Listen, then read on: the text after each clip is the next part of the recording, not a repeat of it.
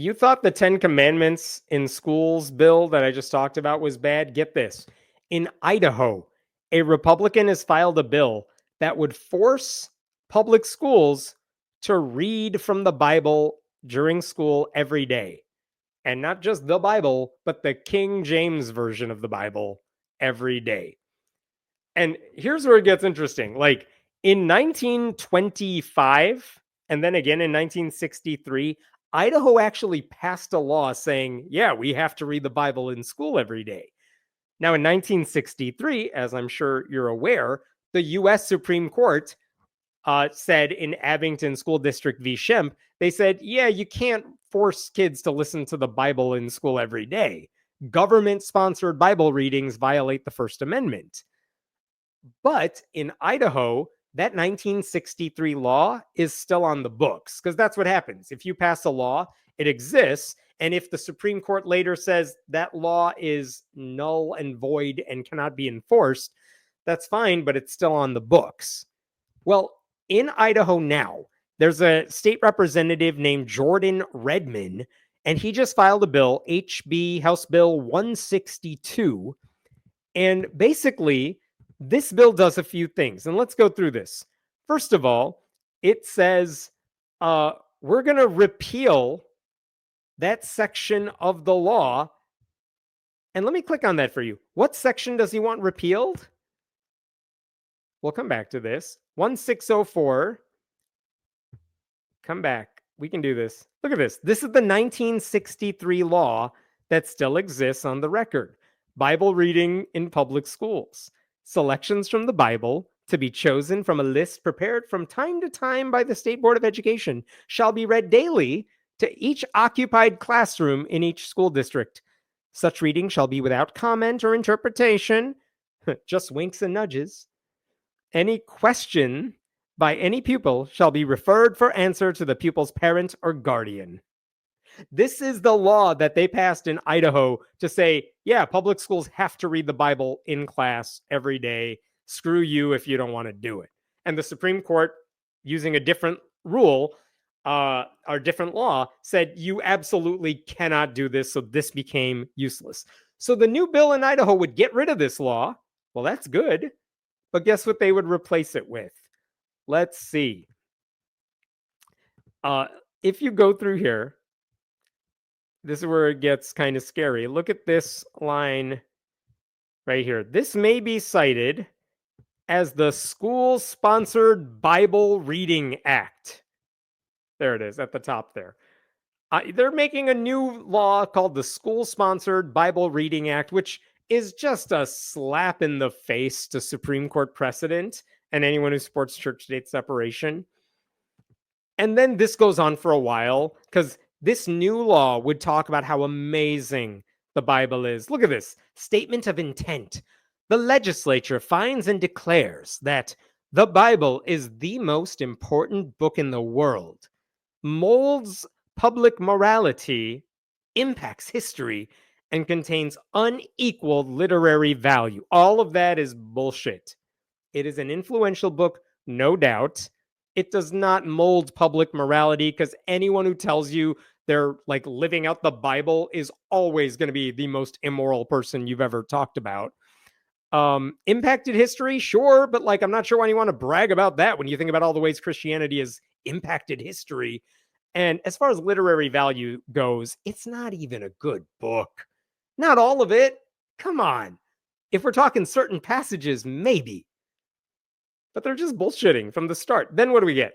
The King James Version of the Bible is the best-selling book in world history and has had an immeasurable impact on Anglo-American culture and the English language.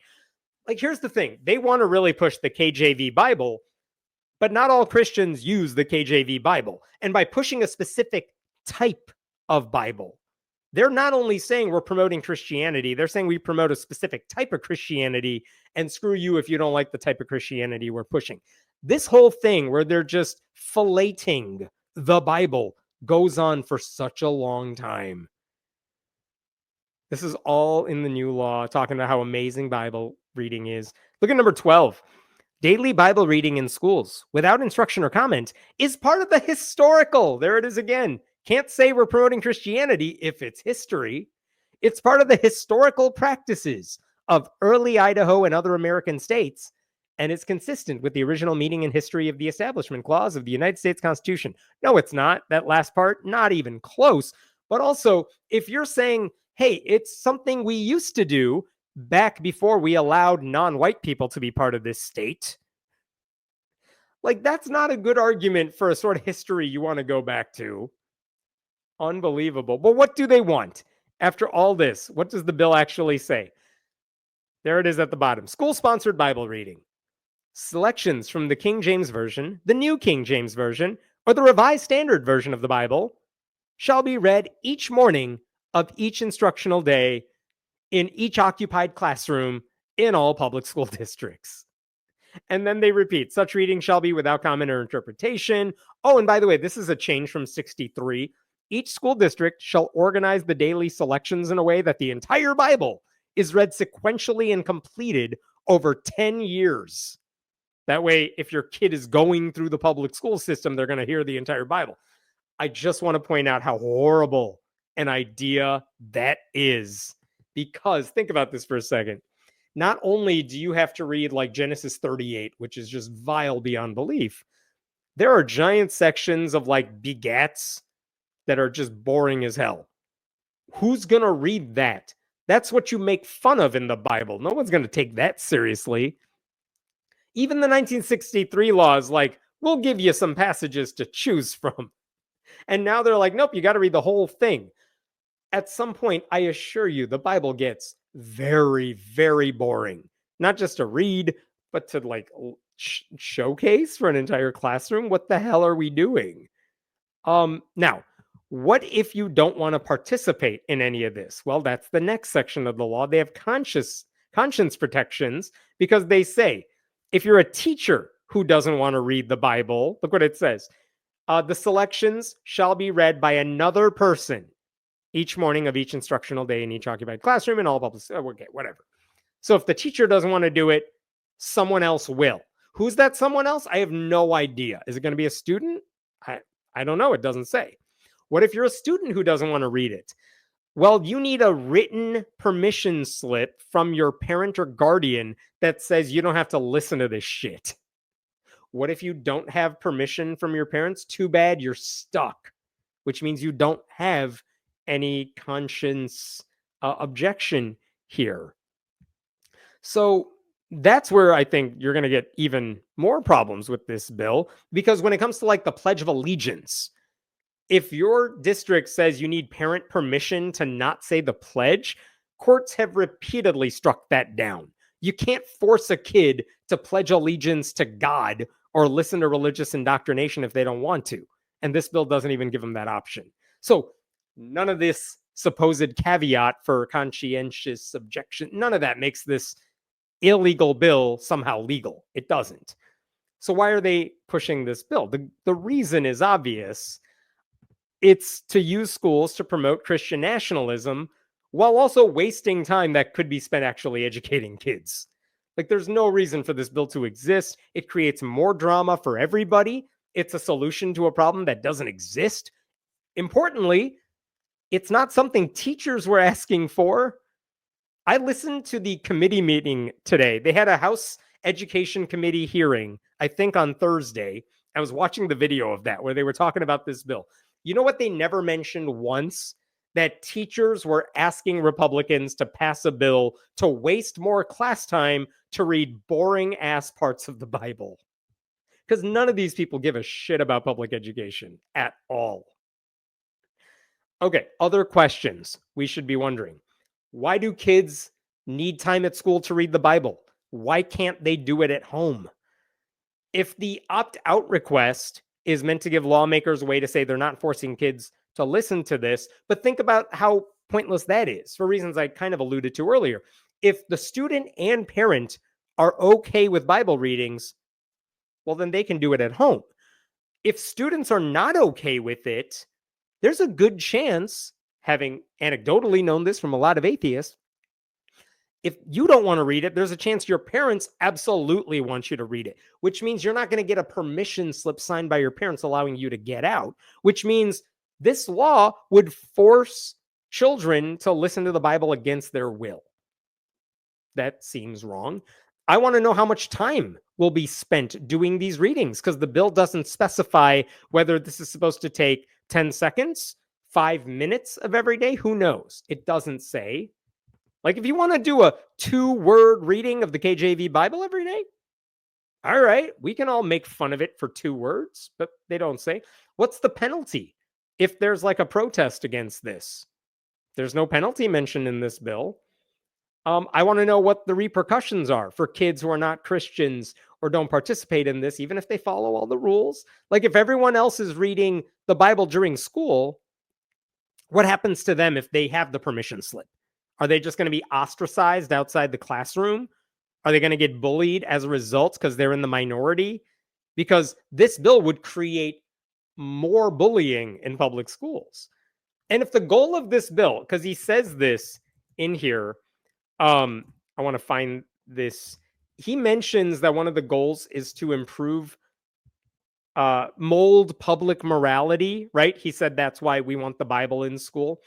Why are we wasting time reading sections of the Bible that have absolutely nothing to do with morality? Like, go find the moral parts that you like. Read those. But no, they don't care. And again, students can already pray. They can already read the Bible on their own. They can do it in groups. They can do it before or after school. Idaho students do not need less time getting educated and more time getting indoctrinated. And here's another reason we know this is Christian nationalism at work here. When they had that committee hearing to talk about this bill, guess who spoke at the meeting? It wasn't Redmond. It wasn't Jordan Redmond, the guy who sponsored the bill. It was his buddy who runs the Idaho Family Policy Center. This is from a local news article about the meeting. Representative Redmond sponsored the bill, but it was largely presented to the committee by the Christian-centered Idaho Family Policy Center's president, Blaine Conzatti. And look at this. Conzatti said that because Idaho has a historical precedent for reading the Bible in school, he thought it would be deemed unconstitutional and would not then require the reading of any other religious text. State legislatures have the primary authority for shaping school curriculum and education standards, and there's no need to give time to every competing religious, historical, or literary text, which is a very weird way to say we don't need to listen to Muslims. We definitely don't need to give time to Satanists. Because in our very white, very one religion history, which we adopted long before we knew how evolution worked and had toilets, like, we were all Christians in this state. And so let's go back to that time. So that's the dude who was actually pushing for this bill, not the Republican who actually sponsored it. I do appreciate one Democrat who was sitting on that committee who pointed out, his name is Chris Matthias, and he pointed out that the proposed bill and the dude who spoke, they keep referring to this history and tradition test. And Matthias said, I can't speak for all Black people, but history and tradition tests just really make me nervous. Beautiful. Very well put. And I also want to applaud rather, what one local news outlet said. They pointed out that if we're doing history and tradition, you know what else they had in Idaho in 1925? In addition to the Bible reading law, the Idaho legislature in 1925 also created a now defunct Board of Eugenics, which had the authority to decide if people determined to be feeble-minded, insane, epileptic, habitual criminals, moral degenerates, and sexual perverts should be sterilized. Sterilizations in Idaho continued until 1963, according to a report published by the University of Vermont. So, just because something existed in 1925 in Idaho doesn't mean we ought to replicate it a century later. Horrible, horrible idea. And you want one more thing about this bill? Check this out. If you look at the Idaho state constitution, which I don't think any of those Republicans did, look what I found in it.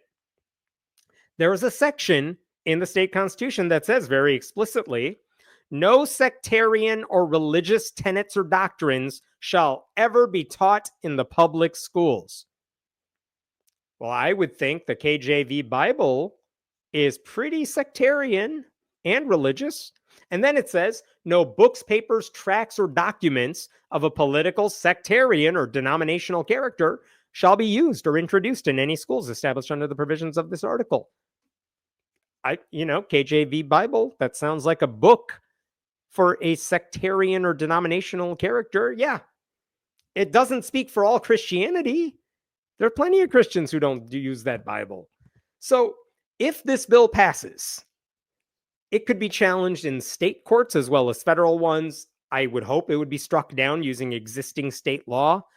For what it's worth, a decade ago, Idaho was considering a different bill to permit the use of the Bible in public schools. And even then, the attorney general at the time said that bill would invite constitutional challenge and almost certainly be held unconstitutional.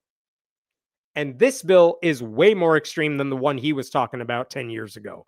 So no one needs this, but Republicans will do anything they can to shove their ideology in everyone's faces because, like I said earlier, they know damn well it's becoming really hard to persuade people to accept it voluntarily. And they know Republicans are not going to stop them. They're all going to go along with this because the entire party has sold out to like the most extreme people. All right, what questions we got here? All you need to do is start the sentence with in Idaho, and I know it's going to be some awful bullshit. Utah thanks God that Idaho is there to make them look reasonable. I don't know. I did a story within Alabama. It was pretty bad as well. I haven't heard a story that starts out, that ends well, that begins in Mississippi either. But I do take your point. Here in Idaho, it's all just as bad as Texas, just with less press and hats, slightly fewer hats. That is scary. The loss of really strong local reporting is really dangerous, especially when you need it for things like what's happening in a state legislature. Please support your local paper. Yeah, teachers never ask for any of this. They just want to teach. Give them time to do that. Give them raises, give them time to teach, give them independence to be able to do it, teach the way they need to teach. No one is like, can we waste 10 minutes of my class doing the Pledge of Allegiance followed by a KJV Bible reading and like a moment of silence that lasts several minutes before we get started with any? It's such a waste of time. Doesn't help anybody. No one wants this except Republicans who already hate public schools. That will make some atheists for sure. Maybe the only silver lining to any of this, right? Like if you're forcing Bible readings in school, that may be one way to make sure students realize, oh, this book is terrible. We should absolutely not follow anything this book says. And by the way, the KJV version is like the Shakespearean language Bible where nothing sounds remotely listenable. And so it's not even something kids are going to want to listen to as far as that translation goes. I wonder if the KJV is pushed partially because it changed all of the slaves to servants and bondsmen. I am not sure. I think they just consider it the only true version because it wasn't translated to maybe get rid of any of the bad words or because it just sounds more crusade-y. If this bill passes, taxpayers will once again be paying taxes for the Idaho government to legally defend this bill in court. That's true, and they will lose. It's a waste of money. And this bill is early, so we haven't gotten the input from anyone who tells them it's unconstitutional, so maybe don't do it. But also, I don't know, I don't have any hopes for Republicans to stand up and say, this sounds bad.